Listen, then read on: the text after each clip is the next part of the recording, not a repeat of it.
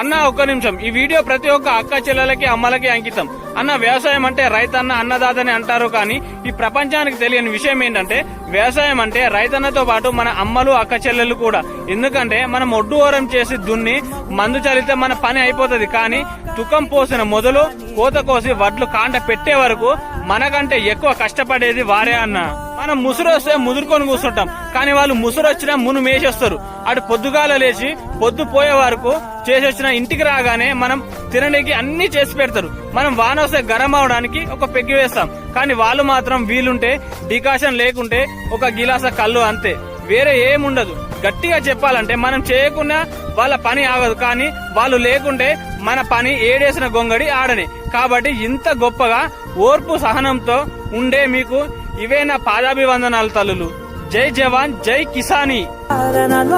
ప్రతి ఒక్క మగవాడు పసివాడే.